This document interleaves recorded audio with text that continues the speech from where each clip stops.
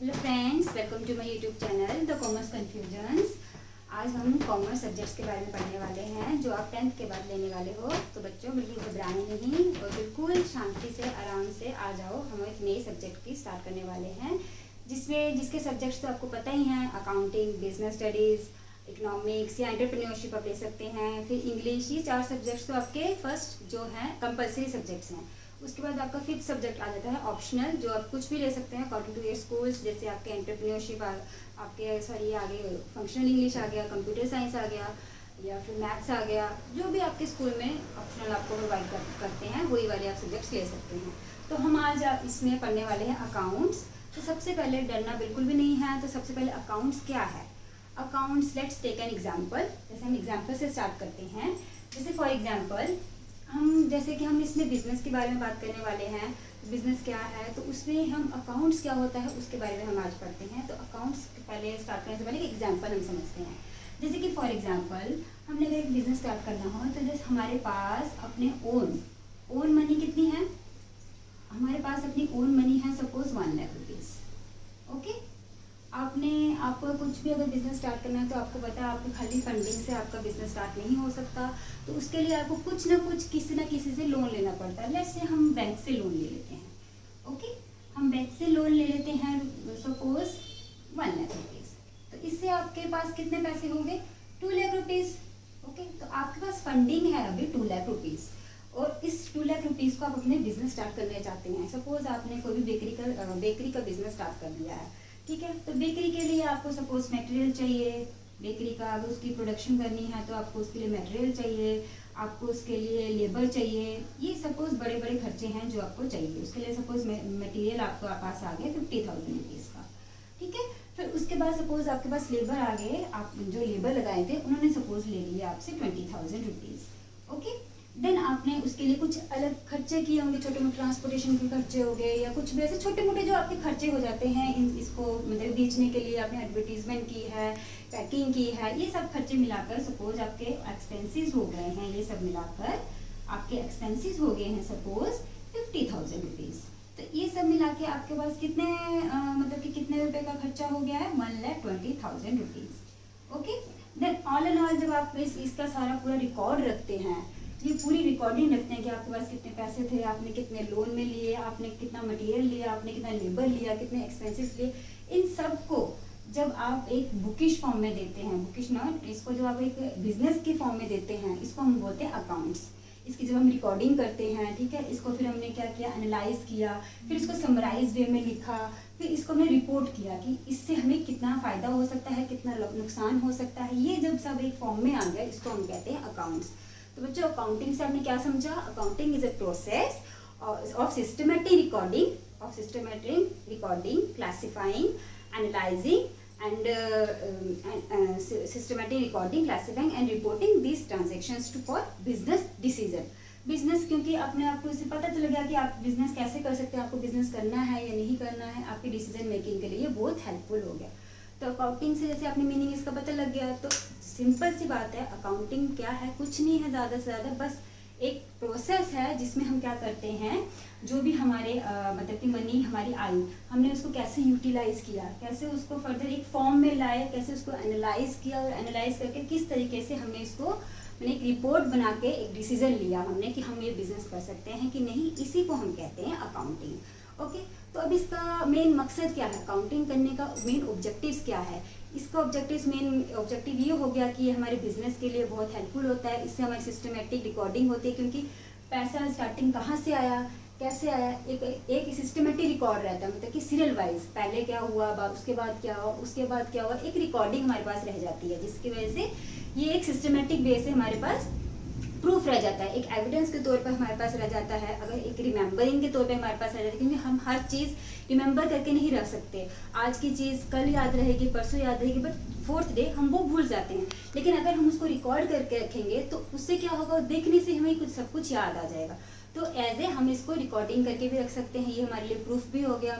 और इसके लिए हम डिसीजन मेकिंग के लिए भी बहुत हेल्पफुल होता है, क्योंकि अगर हमने कोई बिजनेस किया, अगर हम उसकी रिकॉर्डिंग नहीं करके रखेंगे तो हमें कैसे पता चलेगा कि हमें प्रॉफिट हो रहा है कि लॉस हो रहा है। तो अगर हम इसकी रिकॉर्डिंग करके रखते हैं, हमें पता लगता है कि ईयर एंड में हमें क्या हो रहा है, प्रॉफिट हो रहा है। तो इट मीन्स हमें क्या, हमें पता लगा कि हम प्रॉफिटेबल में, हम प्रॉफिटेबल पोजीशन में हैं, तो हम उसको और डिसीजन ले सकते हैं कि हम इसको आगे बढ़ाएं या कुछ और बिजनेस स्टार्ट करें, इसको एक्सटेंशन करें, या कुछ भी इस तरीके के बिजनेस रिलेटेड डिसीजन हम ले सकते हैं। तो ये हो गए कुछ इसके ऑब्जेक्टिव्स कि क्यों हमें अकाउंटिंग ज़रूरी है। उसके बाद आते हैं इसके एडवांटेजेस की, हमें इससे क्या फ़ायदे मिलते हैं। फ़ायदे तो सबसे बड़ा फ़ायदा तो इसका यही है कि एक एविडेंस के प्रूफ पे हमारे पास रह जाता है। जब हमारे पास प्रॉफिट होता है या कुछ, उसके बाद हमें टैक्स पे करना होता है, जिसके लिए गवर्नमेंट हमसे हमारे प्रूफ मांगते हैं कि आपके प्रॉफिट ये कैसे आया, आपके पास पैसा कहाँ से आया, आपने ये पैसा कहाँ कैसे इन्वेस्ट किया, कैसे यूज़ किया, तो वो हमारे पास एक प्रूफ रह जाता है टैक्स के लिए। तो बच्चों जैसे हमें पता लगा कि इसके एडवांटेजेस भी हैं, तो जब जिसके एडवांटेजेस होते हैं उसके कुछ ना कुछ लिमिटेशंस भी होती हैं। जैसे ये आपको पता है इसमें बहुत सारी क्या होती हैं कि लोग जैसे अकाउंटेंट होते हैं, वो क्या करते हैं कि कुछ ना कुछ इसमें घपला कर देते हैं, जिसकी वजह से हमें पैसा इधर उधर हो जाता है। तो ये क्या है, सब ह्यूमन टेंडेंसी है। तो इससे क्या होता है कि एक ट्रू पिक्चर हमारे पास निकल के नहीं आता। तो ये एक बहुत बड़ी लिमिटेशन हो सकती है अकाउंटिंग की। ठीक है बच्चों, अब उसके बाद हम पढ़ते हैं इसके कुछ बेसिक टर्म्स हम पढ़ते हैं। ओके, बेसिक टर्म्स जो आपको पता होनी चाहिए कि अकाउंट्स में हम क्या क्या टर्म्स यूज करने वाले हैं।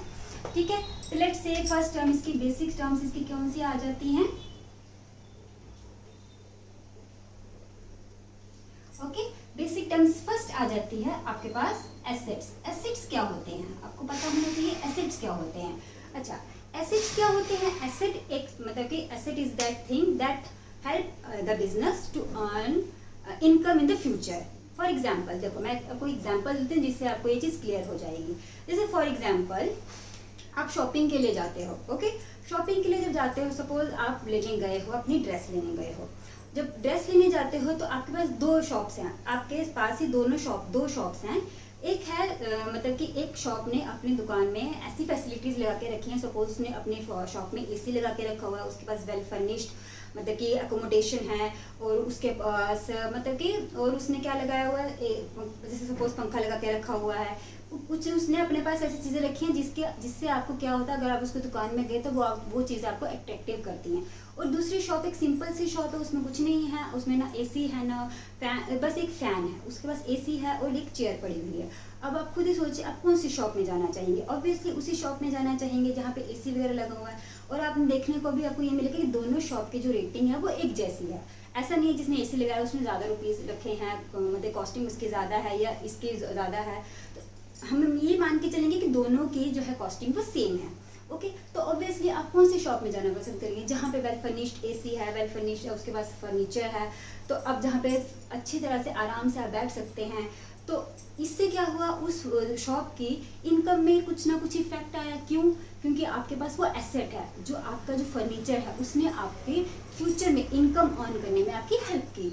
और उसके बाद उसका जो एसी है उसने भी उसकी हेल्प की। ये जो सारी एसेट्स आ गए, मतलब ये जो चीज़ें आ गई आपकी, जो कि लॉन्ग टर्म के लिए आपने एक बार परचेज कर ली, लॉन्ग टर्म के लिए आपके पास हैं, और जो आपको फ्यूचर में हेल्प करती हैं इनकम मतलब कि इनकम अर्न करने में। ठीक है, ये सब आगे आपके एसेट्स। अब एसेट्स में क्या क्या चीज़ें आ जाती हैं आपके, आ जाते हैं सबसे पहले फिक्स्ड एसेट्स। ओके, आपके आ जाते हैं फिक्स्ड एसेट्स। उसके बाद आ जाता है आपके करंट एसेट। करंट एसेट, अब ये क्या है, ये कुछ ज़्यादा डरने वाली बात नहीं है, इसमें आपको कंफ्यूजन होने वाली भी कोई बात नहीं है, क्योंकि जैसे कि आप हमारा चैनल का नाम पता ही है, कॉमर्स कंफ्यूजन। तो कंफ्यूजन से आपके सारे यहाँ पे दूर होने वाली हैं। तो फिक्स एसेट्स आ गए, करंट एसेट्स आ गए, उसके बाद क्या आ जाते हैं कंटीजेंसी एसेट्स। ओके, अब ये क्या है फिक्स एसेट। जैसे ही नाम से इसका पता लग रहा है, फिक्स्ड मीन्स कि लॉन्ग टर्म के लिए यूज़ होने वाली होती हैं। जैसे कि आपने एक बारी अपना फर्नीचर परचेज कर लिया, ऑब्वियस सी बात है वो फर्नीचर जो तो एक साल में तो ख़राब होने वाला है, एक दो साल में तो ख़राब होगा नहीं, वो ऑब्वियसली मोर देन 10 ईयर्स चलेगा। तो अगर आप उसके लिए उसमें इन्वेस्ट करते हैं पैसा, तो वो आपका फिक्स एसेट्स बन जाता है। करंट एसेट वो हो गया जो आपकी विद इन 1 ईयर वो लिक्विडेट हो जाते हैं। फॉर एग्जांपल जैसे आपका बैंक भी तो आपका एसेट ही है, बैंक में आपने पैसे रखे हैं, वो फ्यूचर में आपको उसमें आपकी जो इंटरेस्ट आता है वो भी एक तरह का आपका इनकम हुआ, तो वो आ गया आपका करंट एसेट, क्योंकि वो विद इन 1 ईयर उसमें चेंजेस आती रहती हैं, उसकी वैल्यूज़ में चेंजेस आती रहती हैं। बैंक हो गया, कैश हो गया, डेटर्स जो हम आगे पढ़ेंगे डेटर्स क्या होता है। उसके बाद ये सारे आ गए आपके करंट एसेट्स में। और कंटिजेंसी एसेट्स वो एसेट्स हो जाते हैं जो कि आप मतलब कि एक्चुअली रियल में होते नहीं है, बट कुछ ऐसे सिचुएशन पैदा हो जाते हैं जिसकी वजह से वो हमारे एसेट्स बन जाते हैं। जैसे कि मैं आपको एक एग्जांपल देती हूँ।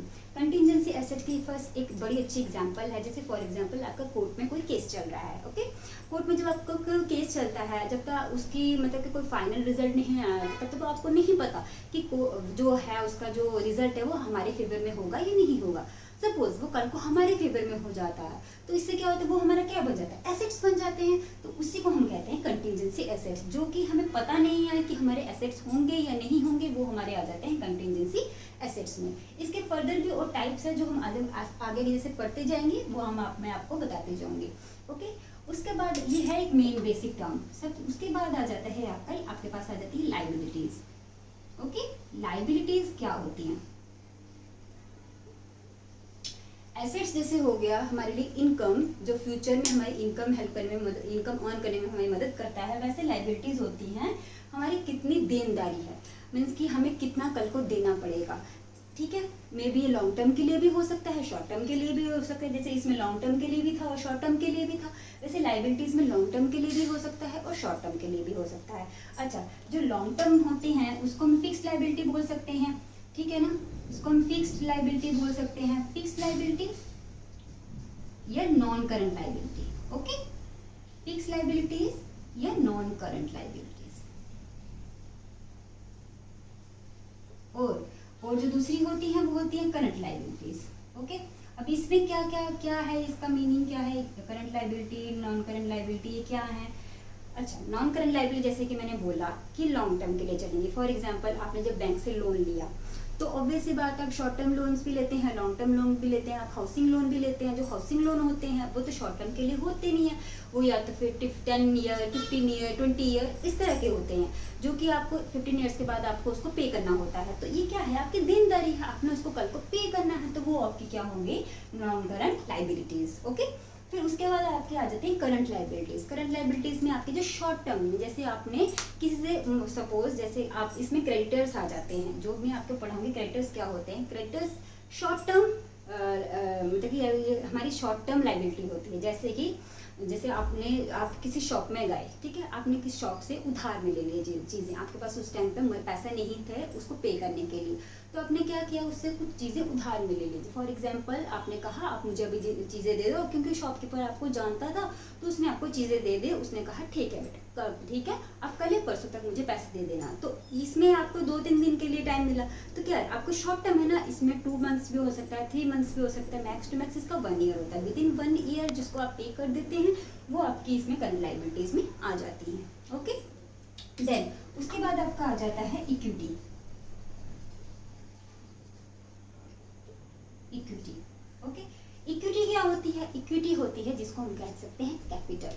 अच्छा भी, कैपिटल क्या है? कैपिटल बहुत ही इंपॉर्टेंट टर्म है अकाउंट्स में, क्योंकि देखो कैपिटल होती है जब हम बिजनेस स्टार्ट करने वाले होते हैं, उसमें जो भी पैसा हम फर्स्टली इन्वेस्ट करते हैं, मतलब कि जो ओनर है, ओनर जिसका बिजनेस है, उसने जो वो पैसा फर्स्ट इन्वेस्ट करता है, फर्स्ट क्या, या जो भी पैसा वो इन्वेस्ट करता है, जरूरी नहीं कि फर्स्ट, बाद में वो पैसा इन्वेस्ट कर सकता है, उसको हम कह सकते हैं कैपिटल। ओके, उसको हम कह सकते हैं कैपिटल, जो हम पैसा इन्वेस्ट करते हैं। ओके, बिजनेस में जब हम पैसा इन्वेस्ट करते हैं उसको हम कह सकते हैं कैपिटल। अब कैपिटल डिफरेंट टर्म्स में मतलब कि इसको डिफाइन किया गया है। जैसे कि अगर बिजनेसमैन अकेला है, ठीक है, मतलब कि सोल प्रोप्राइटर है, अकेला है बिजनेसमैन, तो वो अपना मतलब उसका अकेले का पैसा लगा हुआ है, तो उसको भी हम कह सकते हैं कैपिटल। और एक और कैपिटल हो सकती है, जैसे कि हमारे कंपनीज आ गई, कंपनीज में हम शेयर्स से डील करते हैं। शेयर्स में बड़े सारे लोगों ने शेयर्स में इन्वेस्ट किए होते हैं पैसे, तो वो जो जितने भी शेयर्स में जिन्होंने पैसे इन्वेस्ट किए होते हैं वो सारे होते हैं शेयर होल्डर्स। और शेयर होल्डर्स भी एक तरीके के ओनर होते हैं, उनके भी पैसे को हम क्या कह सकते हैं, कैपिटल। ठीक है, तो ये फिलहाल बहुत मतलब वास्ट में है, जो हम आगे पढ़ेंगे। तो कैपिटल से मेन इसका मीनिंग आप ये समझो कि कैपिटल जो बिजनेसमैन या ओनर ऑफ द बिजनेस जो पैसा इन्वेस्ट करता है अपने बिजनेस में, उसको हम कहते हैं कैपिटल। ओके, उसके बाद आपकी आ जाती है टर्म डेटर, जो कि मैंने बताया था करंट एसेट होते हैं डेटर्स। अब ये डेटर्स कौन होते हैं? डेटर्स जिनसे मतलब कि जिसने हमसे पैसे लिए होते हैं, सिंपल सी बात, डेटर्स जिसने हमसे पैसे लिए होते हैं, मीन्स कि हमको उन्होंने फ्यूचर में पैसे देने हैं, मतलब हम हमारे पैसे उनसे लेने बनते हैं, ठीक है। तो अब हम उनसे पैसे लेंगे, फॉर एग्जाम्पल मैं आपको एक एग्जाम्पल देती हूँ, जैसे कि मैंने आपको एक शॉपकीपर की बात बताई थी। फॉर एग्जाम्पल हम एक शॉप में गए, नहीं फॉर एग्जाम्पल हमारी एक शॉप है, ठीक है, हमारी एक शॉप है, हमसे एक कस्टमर आया चीज़ें लेने के लिए, और वो हमारा बहुत वेल नोन कस्टमर है, वो हमेशा हमसे चीज़ें लेता है, हमें पता है उसकी क्रेडिबिलिटी बहुत अच्छी है, अगर वो हमसे चीज़ें लेता है तो उसकी पेमेंट भी वो टाइमली कर देता है, ठीक है, हमें पता है उस कस्टमर का। तो वो हमसे आके चीज़ें लेके गया कि भाई मुझे चीज़ें दो, सपोज उसने हमसे वो 10,000 की चीज़ें लेके गया, ठीक है, चीज़ें लेके गया, उसने कहा कि भाई मैं आपको 2 मंथ्स बाद ये पैसे पे कर दूंगा, तो वो हमारा क्या बन के डेटर, वो हमारा क्या बन गया डेटर, क्योंकि उसने कल को मीन्स फ्यूचर में उसने हमें क्या करने हैं, पैसे पे करने हैं, तो हमें वो पैसे मिलेंगे फ्यूचर में, तो वो हमारे लिए करंट एसेट हो गया, करंट एसेट इसीलिए क्योंकि वो हमें with in 1 year means 2 months means with in 1 year वो हमें पे कर देगा, तो हमारे पास वो रिसीवेबल हुए, तो इसीलिए हम उसको क्या बोलते हैं, डेटर्स। ओके, देन उसके बाद आ जाता है हमारे पास, क्रेडिटर्स। ओके, अभी क्रेडिटर्स क्या होते हैं, जैसे मैंने इसमें बताया था करंट लाइबिलिटी का मैंने ये वर्ड यूज़ किया था क्रेडिटर्स। अभी क्रेडिटर्स क्या होते हैं, क्रेडिटर्स बिल्कुल डेटर्स का उल्टा, मीन्स कि ये हमें इस डेटर्स को से हमें पैसे मिलते हैं, किंतु लेकिन क्रेडिटर को हमें पैसे देने होते हैं, कल को हमको जिनको पैसे पे करने हैं, जैसे कि मैंने लाइबिलिटी में बताया था देनदारी बताया था मैंने, तो देनदारी एक करंट लाइबिलिटी है, करंट लाइबिलिटी में मतलब कि हमने पैसे देने थे, तो क्रेडिटर भी वही पर्सन है जिसको हमने पैसे देने हैं कल को। ओके, जब हम फॉर एग्जांपल वही शॉपकीपर की बात करते हैं, जब मेरे पास जब वो आया था, मैं एज ए शॉपकीपर हूँ, और मेरे पास जब कस्टमर आया मेरे से चीज़ें लेने के लिए, उसने मेरे से चीज़ें ली ₹10,000 की, और उसने मुझे कहा कि मैं 2 महीने बाद ये पैसे पे कर दूंगा। ओके, तो जब मेरे लिए वो क्या हुआ, क्रेडिटर, लेकिन वो कस्टमर के लिए मैं कौन हुई, मेरे लिए वो हुआ डेटर, और कस्टमर के लिए मैं कौन हुई, क्रेडिटर, मतलब कि उसने तो पैसे पे करने हैं, उसके लिए देनदारी हुई, तो इसीलिए वो कौन, उसके लिए मैं कौन हुई, क्रेडिटर, और मेरे लिए वो कौन हुआ, डेटर। ओके बेटा, अभी आपको ये बातें समझ आ गई, ये टर्म समझ में आ गई, एसेट्स क्या होती हैं, लाइबिलिटीज क्या होती हैं, इक्विटी क्या होती है, डेटर्स कौन होते हैं और क्रेडिटर्स कौन होते हैं। अच्छा, उसके बाद और कुछ टर्म्स भी हैं, जब हम साथ साथ पढ़ते जाएंगे तो हम उसके बारे में बात करते जाएंगे। ओके, अब हम आते हैं नेक्स्ट टॉपिक के ऊपर।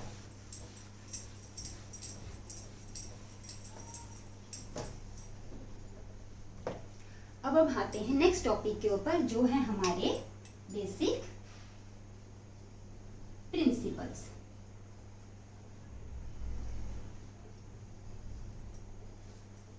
आई नो ये थोड़ा सा बोरिंग हो रहा होगा, बट थोड़ा सा इसका आपको थ्योरी तो पता ही होनी चाहिए, जब आप इसके क्वेश्चंस करेंगे प्रैक्टिकल, तो आपको इसकी थ्योरी तो थोड़ी सी पता ही होनी चाहिए, तो टेंशन बिल्कुल मत लीजिए, जो मैंने समझाया बस इसकी थोड़ी कंसेप्ट आपको अगर थोड़े से पता हो जाएंगे, तो जब हम इसके क्वेश्चंस करेंगे, प्रैक्टिकल क्वेश्चंस करेंगे, तो उसमें आपको ये बहुत हेल्पफुल होंगे। ओके, तो बेसिक प्रिंसिपल्स में सबसे पहले आपको आ जाता है आपका बिजनेस एंटिटी कॉन्सेप्ट, इसको प्रिंसिपल्स बोल सकते हैं या आप इसको कंसेप्ट्स भी बोल सकते हैं, बेसिक कॉन्सेप्ट्स। ओके, अच्छा, बिजनेस एंटिटी कॉन्सेप्ट्स क्या होते हैं, बिजनेस एंटिटी कॉन्सेप्ट, अब जब ये कॉन्सेप्ट है एक, तो इसमें आपको पहले पता होना चाहिए बिजनेस, एक होता है बिजनेस और एक पर्सन होता है बिजनेसमैन। अब आप बोलेंगे बिजनेस क्या है और बिजनेसमैन क्या है, कुछ नहीं है बेटा, इसमें कंफ्यूज होने वाली कोई बात नहीं है। बिजनेसमैन वो पर्सन है जो पैसा इन्वेस्ट करता है, और पैसा किस में इन्वेस्ट करेगा, बिजनेस में। अब आप बोलेंगे तो अपने ही बिजनेस में पैसा इन्वेस्ट करा है, नहीं, हमें यही कंफ्यूजन यहाँ पे दूर करनी है कि बिजनेस और बिजनेसमैन इक्वल नहीं है, ये दोनों अलग अलग हैं। मैं जैसे आपको एक एग्जांपल बता दूँ, जैसे एक कंपनी आपको पता है, सपोज एलजी क्या है, एक कंपनी, ठीक है। अब उसके ओनर का नाम मे भी आपको पता है या नहीं पता है, लेकिन आप जब भी चीज़ें लेने जाते हैं तो आप क्या बोलते हैं, मुझे एलजी का प्रोडक्ट चाहिए, या सपोज मुझे सैमसंग का प्रोडक्ट चाहिए, मतलब आप उनके प्रोडक्ट से उनको जानते हैं, उनके ओनर से आप उनको नहीं जानते, तो इट मीन्स वो क्या है, बिजनेस की एक अपनी पहचान है, बिजनेस की एक सेपरेट लीगल एंटिटी है। ओके, और बिजनेसमैन अलग है, बिजनेसमैन जब एक बिजनेस में पैसा लगाता है तो वो सोचता है कि मैंने इसको पैसा दिया है तो इससे जो रिटर्न आएगा वो मेरा होगा रिटर्न ऑन इन्वेस्टमेंट। ओके, तो ये उसके लिए जो इसका प्रॉफिट आता है, इसके लिए रिटर्न ऑन इन्वेस्टमेंट क्या होगा, जो इसका प्रॉफिट हुआ, इसका प्रॉफिट सारा इसको जाता है बिजनेसमैन को, उसकी मर्जी है वो फर्दर उसको इन्वेस्ट करता है या उसको ड्रॉ कर लेता है। ठीक है, तो इसलिए इस कंसेप्ट से हमें ये पता लगा कि बिजनेस और बिजनेसमैन क्या है, दोनों अलग अलग चीज़ें हैं। बिजनेसमैन इज ए पर्सन जो कि बिजनेस के लिए एक लाइबिलिटी हुई, कैपिटल जो होती है जो बिजनेसमैन बिजनेस में लगाता है वो लाइबिलिटी होती है किसके लिए, बिजनेस के लिए, क्योंकि पैसा उसने किसी और से लिया है, क्योंकि ये बिजनेस और बिजनेसमैन दोनों अलग अलग बातें हैं। उसके बाद सेकंड कंसेप्ट आपका आ जाता है money measurement concept. Money measurement concept. Okay, money measurement concept क्या है, जैसे आपको मैं बता रही थी हम पढ़ रहे हैं अकाउंट्स, तो अकाउंट्स में सब कुछ पैसे से हम क्या करते हैं, मेजर करते हैं।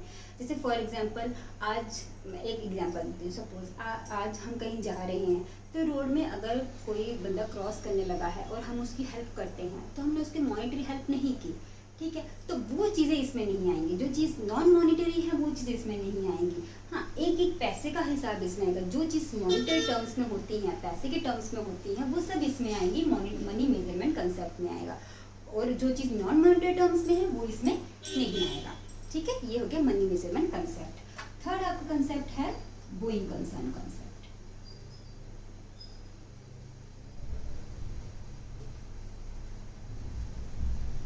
अच्छा, गोइंग कंसर्न कंसेप्ट क्या है, बिजनेस जो है हम जब भी चलाते हैं, हम जब भी शुरू करते हैं तो हम यही सोच के चलाते हैं कि हम ये हमारे लिए लॉन्ग टर्म है, ये सोच के नहीं स्टार्ट करते कि आज ये बिजनेस हमने स्टार्ट किया है, एक साल बाद हम इसको ख़त्म कर देंगे। ठीक है, जो बिजनेस मीन्स कि इसमें हम अकाउंट जो यूज़ करें वो गोइंग कंसर्न कंसेप्ट के तौर पे यूज़ करते हैं कि आज जो बिजनेस हमने स्टार्ट किया है वो लॉन्ग टर्म के लिए चलेगा, मीन्स कि वो चलता ही जाएगा, उसको हमने ये सोच के स्टार्ट नहीं करना कि कल को वो बंद हो जाएगा या फिर उसमें कुछ ऐसी प्रॉब्लम है जिसे हमें बंद करना पड़ेगा, ये हमें नहीं सोचना होता। हम इसको पॉजिटिव वे से लेंगे और इसको हम यही सोच के चलाएंगे कि ये हमारे लिए लॉन्ग टर्म के लिए है, ठीक है, तो चलता ही जाएगा, इसलिए हम इसको बोलते हैं going concern concept. Okay, fourth one आपका आ गया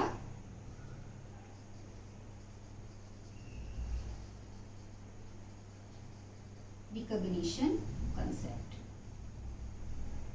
ओके, फोर्थ वन आपका आ गया रिकॉग्निशन, या फिर इसको हम बोल सकते हैं रेवेन्यू रिकॉग्निशन,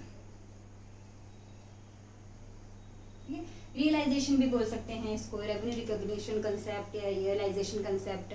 अच्छा, आपका सबसे पहले ये क्या होता है, रेवेन्यू मीन्स हो गया क्या, रेवेन्यू कि आपने कितना ऑन किया, ओके, वो हो जाता है आपका रेवेन्यू। अच्छा, जैसे फॉर एग्जांपल आपने सेल की, आपका जो बिजनेस है उसमें तो मेन आपकी जो इनकम है, जो आपका मेन सोर्स है रेवेन्यू का, वो क्या है, सेल। अब जब सेल्स करते हो, वो जो पैसा सेल्स का आता है उसको हम कहते हैं रेवेन्यू। ठीक है, अब रेवेन्यू अब इसमें सबसे मेन पार्ट है, क्योंकि जब तक आपको रेवेन्यू नहीं आएगी उस तब से आपको पता है कैसे चलेगा कि आपको प्रॉफिट हुआ है कि लॉस हुआ है, क्योंकि रेवेन्यू आने से ही आपको पता लगता है कि रियल इनकम कितनी है, आपको रियल प्रॉफिट कितना हुआ है। तो revenue recognition is important concept आपके अकाउंटिंग में। ठीक है, फिर आपका आ जाता है फिफ्थ, आपका आ जाता है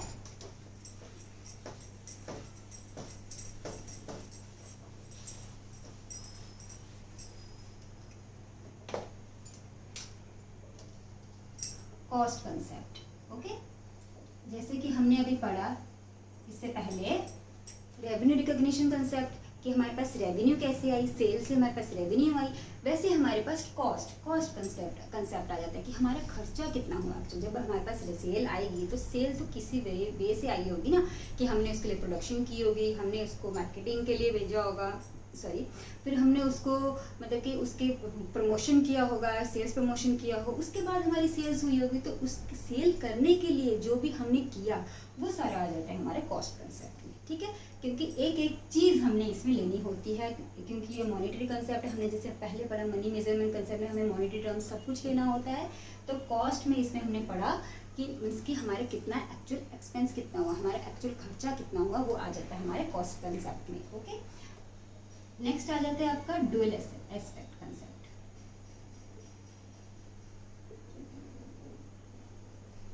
ड्यूअल एस्पेक्ट। ड्यूअल एस्पेक्ट क्या है, इसके डबल इफेक्ट है, डी आर और सी आर। ओके, अब ये डी आर सी आर क्या है, D R means debit and C R means credit. Okay, means कि जो भी कुछ ट्रांजेक्शन्स होंगी, जो भी ट्रांजेक्शन्स होंगी उसके डबल इफेक्ट होते हैं। फॉर एग्जांपल, आपने फर्नीचर खरीदा, आपके पास क्या आया, फर्नीचर आया, गया क्या, पैसे गए, डबल इफेक्ट हुआ।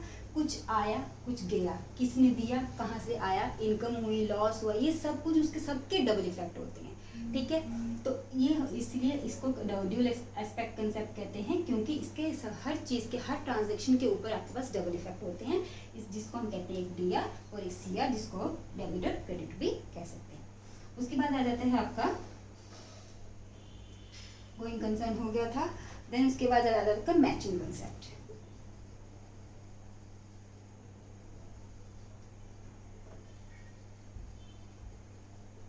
मैचिंग कंसेप्ट क्या है, मैचिंग कंसेप्ट ये है कि जैसे ही आपने क्या किया, मैचिंग कंसेप्ट मीन्स आपने सेल और कॉस्ट को क्या किया, मैच किया। उस मैच करने के बाद ही आपको पता चला कि आपके एक्चुअल प्रॉफिट कितने हुए हैं, कितना हुआ है आपको, तो आपने क्या किया, मैच किया ना, आपके एक साल के सेल को उसी एक साल के कॉस्ट से, मतलब कि आपका खर्चा कितना हुआ है उससे आपने जब आपने माइनस किया, कि आपने क्या किया, उसको मैच किया, तो वो हो गया आपका मैचिंग कंसेप्ट। ठीक है, फिर उसके बाद आ जाता है आपका ऑब्जेक्टिविटी कंसेप्ट।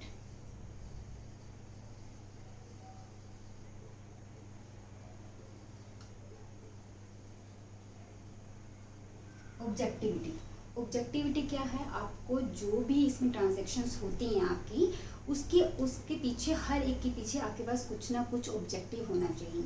ये नहीं कि आपने अगर सेल किया सपोज, तो सेल अपने बिजनेस के लिए किया होना चाहिए, अपने पर्पस के लिए नहीं किया होना चाहिए। आपने अगर परचेज किया है तो बिजनेस के लिए किया होना चाहिए, आपने अपने पर्पस के लिए नहीं किया। उसके पीछे कुछ ना कुछ पर्पस होना चाहिए, उसके पीछे कुछ ना कुछ एविडेंस होना चाहिए कि सब कुछ आपने बिजनेस के लिए किया है। तो ये आ जाता है आपको ऑब्जेक्टिविटी कंसेप्ट, आपका सब कुछ, क्योंकि हम इसमें अकाउंट्स कर रहे हैं तो अकाउंट्स रिलेटेड ही है बिजनेस के लिए, तो हम इसमें जो भी कुछ पढ़ रहे हैं वो सब बिजनेस के लिए ही पढ़ रहे हैं। तो इसलिए ऑब्जेक्टिविटी कंसेप्ट आपको ये शो करता है कि कैसे बिजनेस में ये चीज़ें यूज हुई, आप कैसे इसको बिजनेस से रिलेट करते हो, तो ये सब कुछ आ जाता है आपको ऑब्जेक्टिविटी कंसेप्ट में। तो ये तो थे कुछ बेसिक्स प्रिंसिपल्स या कंसेप्ट्स। अब आप देखिएगा, इनको फिर से समझिएगा, वीडियो को बार बार देखिएगा। अगर आपको ये पसंद आया हो तो प्लीज़ सब्सक्राइब कर दीजिएगा, और प्लीज़ लास्ट में लाइक एंड कमेंट ज़रूर करें और शेयर करें जिनको ये वीडियोस चाहिए लॉकडाउन के टाइम पे। अब आपको भी पता है स्कूल्स कॉलेजेस तो बंद हैं, ट्यूटोरियल्स तो बंद है, अब तो सब यूट्यूब से ही पढ़ते हैं। तो मेरी कोशिश है कि आपको कुछ मैं समझा सकूं, क्योंकि मुझे पढ़ाना बहुत अच्छा लगता है। तो मेरी कोशिश है कि मैं कुछ जो मुझे मेरे अंदर जो भी है, मैं चाहती हूँ मैं आप सबको वो चीज़ें बांटूँ। तो इसलिए मैं चाहती हूँ ज़्यादा से ज़्यादा ये वीडियो शेयर करें, और जिन बच्चों को ज़रूरत है उन बच्चों को आप ये वीडियो ज़रूर दें।